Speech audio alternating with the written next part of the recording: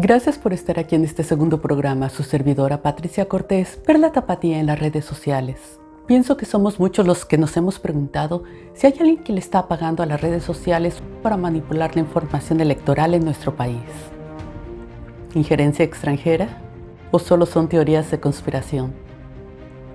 Juzguen por ustedes mismos. Acompáñenme y les contaré.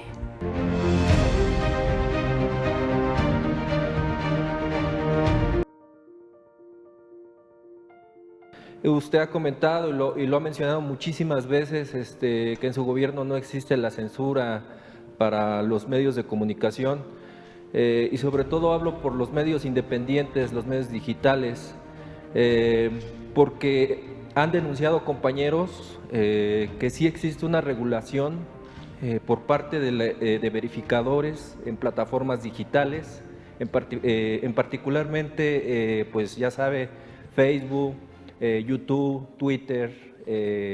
La situación es de que estos verificadores que revisan el contenido clasifican el contenido como falso o engañoso, cuando usted también lo ha comentado aquí en sus conferencias, presidente, periodistas, columnistas reconocidos también han creado o publicado información falsa en ese sentido. Entonces, la pregunta sería, ¿quién verifica al verificador?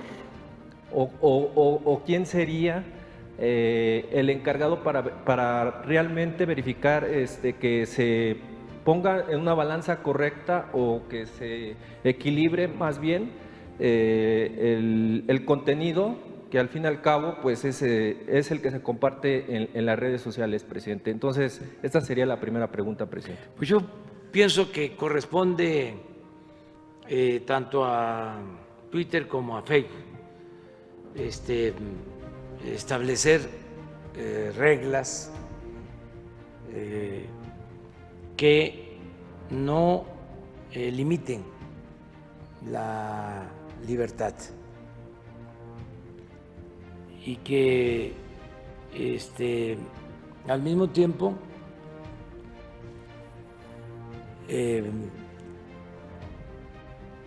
se transparente quiénes son los que promueven ciertos programas o campañas en las redes y cuánto pagan.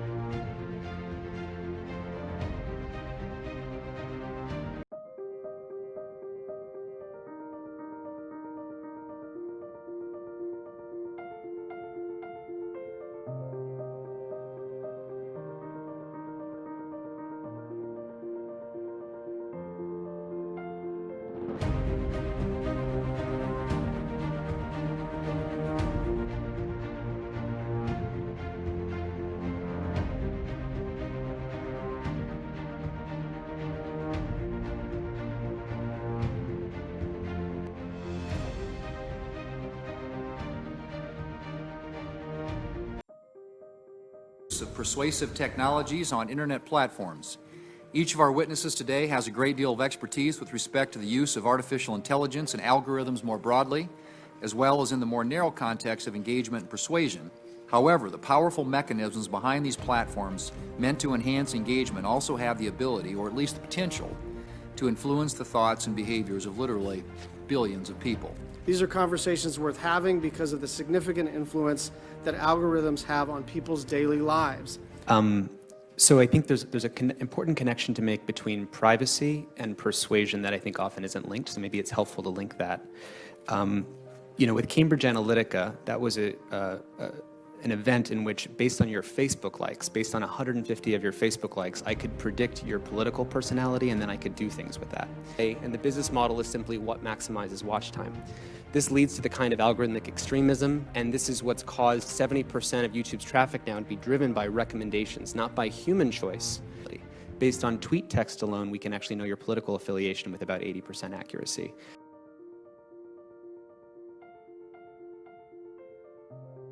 And I think there's Republican and Democrat concern about the power that's being used by social media outlets to tell us what we can see and what we can't, what's true and what's not, to the extent that Section 230, in my view, has to be rewritten.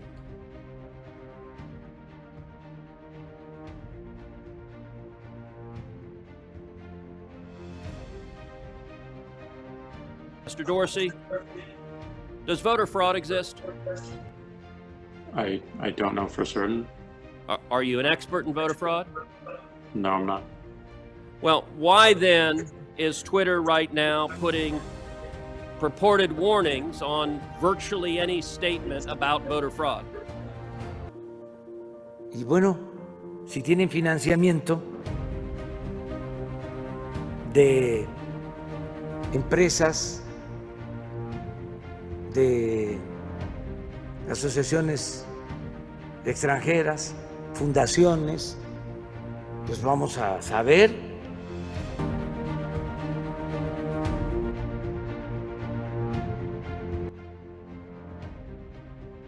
Welcome everybody. Thank you very much for being here on a Thursday afternoon. It's great to see you all. My name is Duncan Wood. I'm the director of the Mexico Institute at the Woodrow Wilson Center. We are very, very happy to have Lorenzo Cordova, Dr. Lorenzo Cordova Villanello with us. Dr. Cordova is a friend of the Wilson Center, a friend of the Mexico Institute, and obviously a great friend of democracy in Mexico. Dr. Cordova, thank you for taking the time out of your busy schedule to be here. It's very, very important in the Washington context that we hear what's happening with regards to Mexican democracy, with regard to institutions.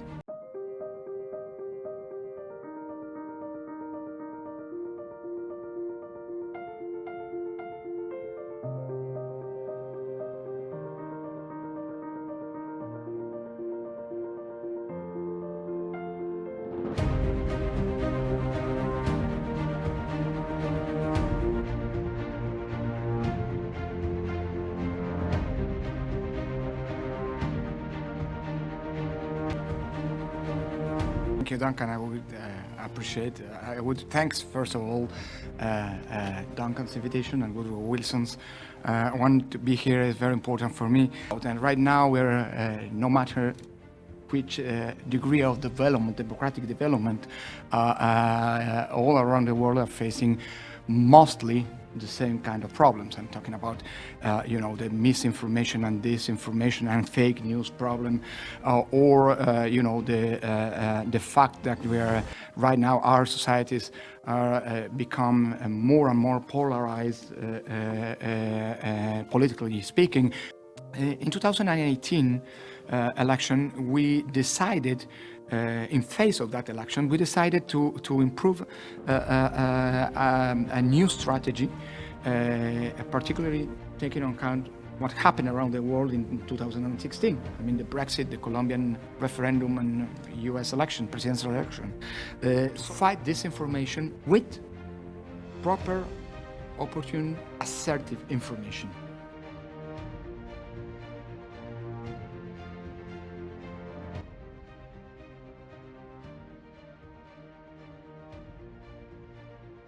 and Yo, gran jefe Toro Centavo, líder gran nación chichimeca. Some people already told at the UN, already called our bet as a Mexican model. The fact is that we intended to implement that model in 3 major levels.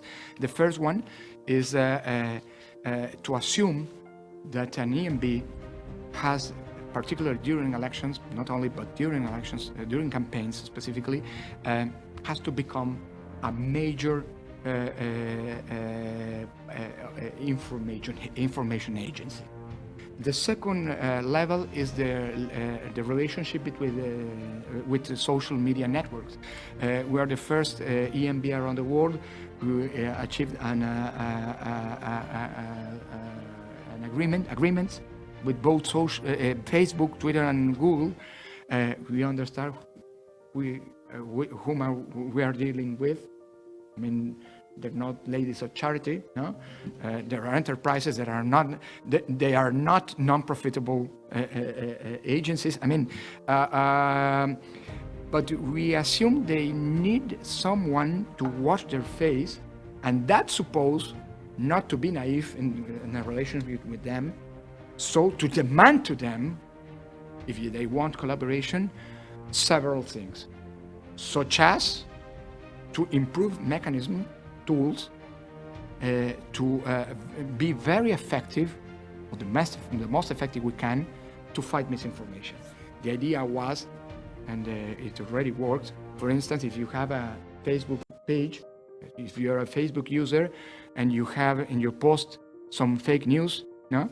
A pop-up shows up to you, saying, "Oh, you're interested in this information. You want to learn more about this? Click here," and that click redirects yourself into Ines platforms, in which, through videos, diagrams, and so on, in a very easy way, we try to explain and to get information into that user. And in the third level, a liaison with social initiatives, civil society initiatives, such as Verificado 2018, which was not just another fact-checking attempt.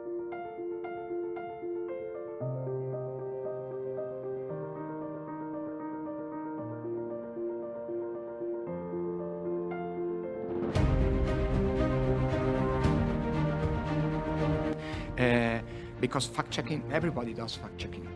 Fox News does fact-checking, CNN does fact-checking, and you already know what to expect of Fox News or CNN fact-checking. I mean, the idea was to build an initiative with the participation of the conventional media, but which not depends from them.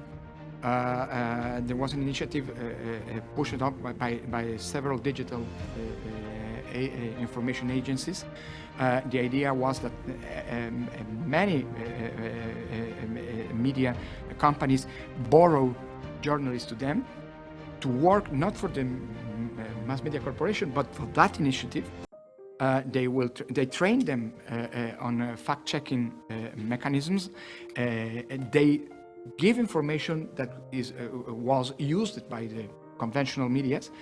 On one hand, they obviously get the support of INE and the Electoral Court to get true and very opportune information. And another thing they decided was to dismiss themselves after an election ends, so to avoid any accusation of political intention. For the political intention. So that's the Mexican model we've been sharing with many other EMBs around the continent. ¿Quién es quién? En la promoción, transparencia. No es limitar la libertad, no, sino saber si es inserción pagada.